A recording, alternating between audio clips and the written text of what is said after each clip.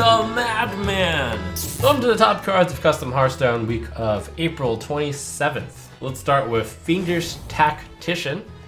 3 mana Warlock, 2/2 Rush Battlecry, gain +1 attack for each minion left of this one, and +1 health for each one on the right. Design, 5 stars, balance, 5 stars. I love it! The par for the course is the 3/3 Rush for 3. So a card that's balanced, requiring you to have 2 minions on the field. That's a pretty tough thing to do, and it's like, okay, sure. Huge payoff if you manage to get 6 minions on the battlefield. So I'm kind of comparing it to Gormok in that case. So yes, it seems balanced, very flexible, and not underpowered balanced, I'll even say. Good cop, bad cop. 5 mana 4/5 neutral, Battlecry, restore 5 health, downgrades each turn. If the health restores reaches 0, this becomes a bad cop. Battlecry, deal 5 damage. Design, 5 stars, balance, 5 stars. Good cop is probably playable at 5 health restoration, which is a top deck pretty much. 4 health restoration is fine. 3 health restoration if you're in a pinch. But obviously, when you're at 2 or you're at 1, you start being like, you know, I should just wait for bad cop. Bad cop 5/4 for 5, deal 5 damage is a really strong proposition. But yes, it's really hard to get bad cop because you'd have to have good cop in your opening hand and then you have to wait 5 turns. It's a little bit like the Omega type effects where you need to hold a card for an extended period of time, but honestly worse than an Omega effect because if you top deck this, it's pretty much always going to be good cop. 5 mana 4/5, restore 5. Basically, if you think that's good enough to run in your deck, then maybe good cop is good enough. I think that this sort of countdown mechanic where a card flips if you hold it long enough, it is worth exploring a bit more. And I will also note that this might be potential design space for a particular class. Like the good cop, bad cop obviously makes you think paladin, but just besides the name, the fact that it heals and it deals damage, that's kind of the paladin forte as well. Surprise attack, 0 mana rogue spell, deal 2 damage. Combo, don't. Design, 5 stars, balance, 2 stars. A card that doesn't do anything when it combos is interesting. Basically, you have to start with it. Problem with this card is it's really easy to start with it since it costs 0 mana. And naturally, you start with backstab most of the time also. Imagine if Rogue could run 4 backstabs, wouldn't that be OP? Wait a second, this card is even better than backstab. Except in the cases, of course, where you draw into it, or you have backstab and surprise attack. Card is way too powerful, and even though a 1 mana nerf would make the card too weak, because this is a 0 mana card, I still have to give it 2 stars in balance. Normally a card is 3 stars in balance if it would be balanced at 1 star more, and this card would actually be too weak at 1 star more, but still the fact that it's 0, it's like, it's way too much. So is 1 mana deal 3 damage combo don't too powerful? Yes. Is 2 mana deal 4 damage combo don't too powerful? Yes. Is 2 mana deal 3 damage too powerful? No, it's actually too weak. Is 3 mana deal 4 damage too powerful? Maybe 3 mana deal 4 is about where it's at because you can hit face with it. And even if it only hit minions, I think the card would still be too powerful as is, and it wouldn't be too big a nerf to the card in general. Though it would be a nerf. So I give you a task. Try to find a way to balance this surprise attack card while keeping the spirit of the card with combo don't. Probably trying to make the card a low cost card. The Mute. 5 mana 3/3. In case you can't read Wingdings, Battlecry, draw 3 cards, Death Rattle, discard 3 cards. Design, 4 stars, balance, 5 stars. I asked myself, am I actually going to dock a star off of design because of the symbology over the text?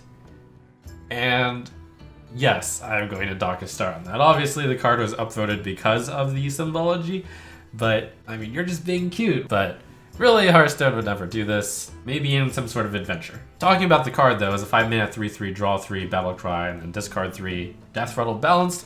It reminds me of the Solarium. If you roll the Solarium into a card, that bundling should in theory add about 2.5 mana to the card. So this would be a 2.5 mana 3/3, and that's fair. And also Solarium is partly powerful because because of its low mana cost, so you can play the other cards fast. The Mute's goal would be to put it into a deck with very low cost curve. You play it, and then you play a few more of their cards, and then your Death Rattle, you don't actually discard 3, you discard fewer than 3. Seems reasonable to me. Cina of Wits End. 1 mana, 1/1. Start of game, if your deck has no class cards, your spells cost 0 this game. Design, 2 stars. Balance, irrelevant.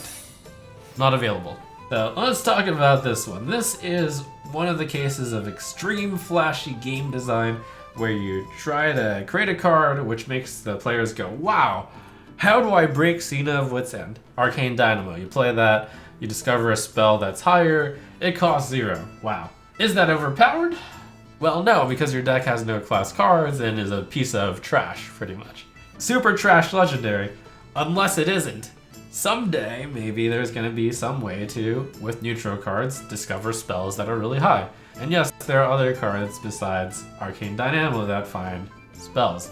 But if that's the world we live in, then we live in another danger, where everybody has the same classless deck with Cina of Wits End. And can you imagine what a terrible metagame that would be? Like, I know I've said start of a game is really, really powerful, so to stop it from being so powerful, you need to put a severe restriction on it, but this is actually too severe a restriction.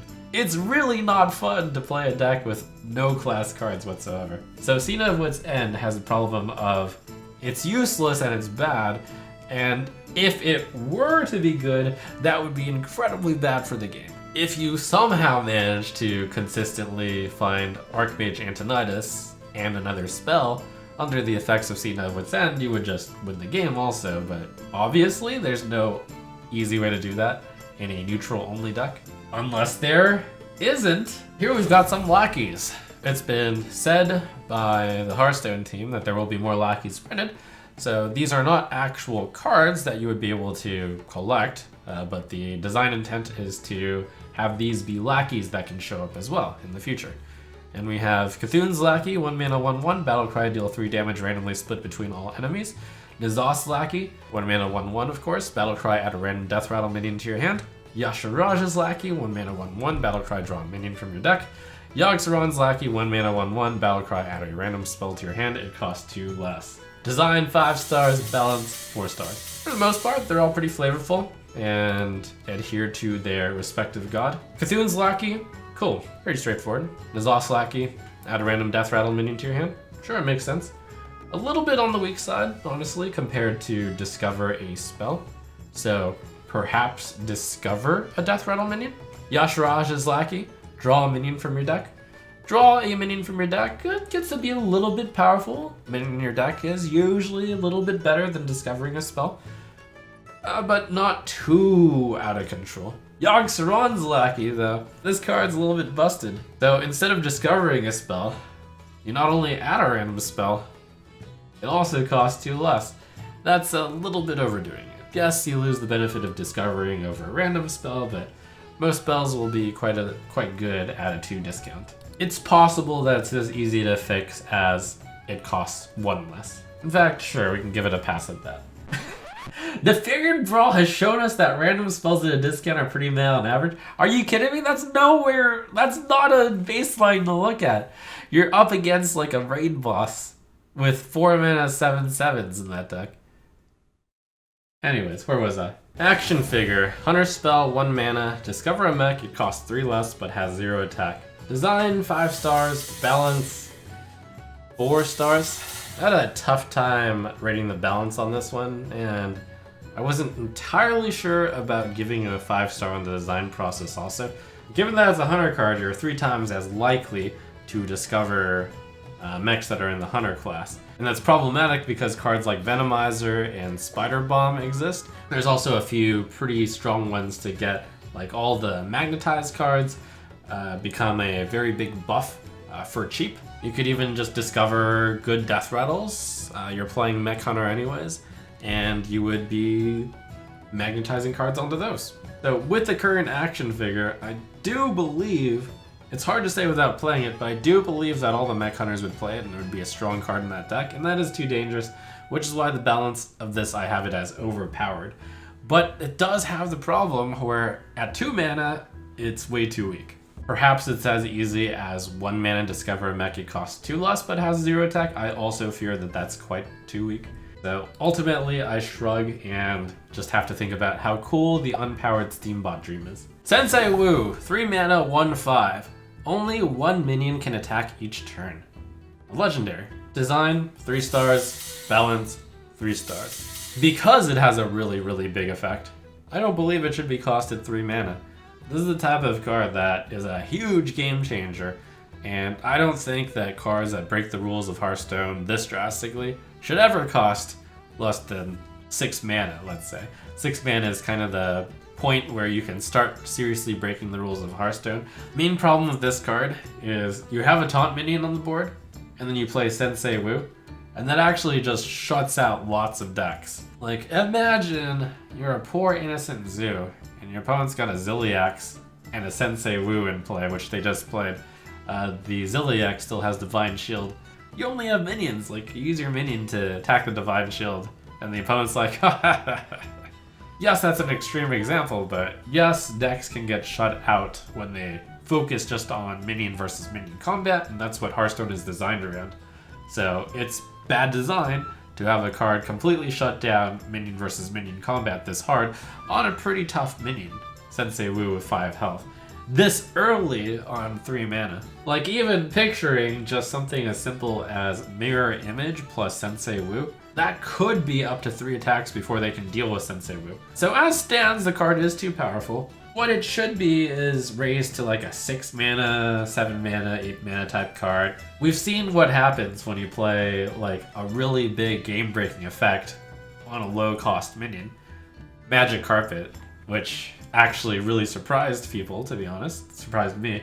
And, you know, that was a less game-breaking rule by far. It's like only affecting 1-cost minions. Beamship Druid, 4 mana spell. Summon a 1/1 Wisp and a 2/2 Treant. Draw a card. Design, 3 stars. Balance, 5 stars. Oh yeah, Hearthstone needs simple cards as well. Lowered the design by 2 stars. 1 star because, kind of average, run-of-the-mill type card. Second, because the card is named Fiendship, and I believe that when I look at a Druid card, Fiend is the last thing that I would associate with the Druid class. It's meant for a play on words of friendship, but am I supposed to believe that a Wisp is a Fiend? So this card is comparable with Landscaping, which for 1 mana less gets you an extra 1/1, but doesn't draw you a card. And this is a fair trade-off. Draw a card usually tacks on about 1.5 mana to a card. Losing 1/1 from a stat usually lowers the mana cost by about 1. So since this is a token Druid card and token Druid is being played, maybe a little bit underpowered, but honestly kind of tough to balance. And yes, if you made it summon 2/2/2 Treants, it would be really overpowered. A card like this I could totally see being printed, and it would just be a weaker card in Hearthstone. It'd be kind of pack filler. Finally, last but not least, we have Brood of the Wood. 9 mana, 3/15, Battlecry, shuffle each player's hand into their deck and give them 10 Roaring Laughter. Design, 1 star, balance, 1 star. Roaring Laughter is ridiculously powerful. How much is an effect like that worth? Maybe worth 4 mana? No, that's lowering it too much because of the draw card. That card is probably worth 5 mana. Napkin math, lots of variants. So you're giving your opponent the chance to first play their 50 mana turn because they could play 10 of these Roaring Laughters. And yes, there's only 7 spaces on the board, but maybe some things happen, some minions die. But basically, your opponent gets the first chance to play a mega crazy turn. And yes, the idea is that it becomes a total clown fiesta and, you know, fits the Roaring Laughter, Ben Bro type thing. So bad design because it turns the game into a complete clown fiesta when you play it, but bad balance also, as well as potentially bad design, because it's incredibly underpowered given that your opponent has the first chance to clown fiesta you.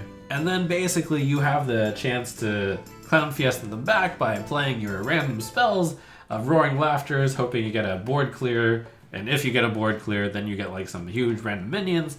And then basically the game is just decided based on who has the better roaring laughters.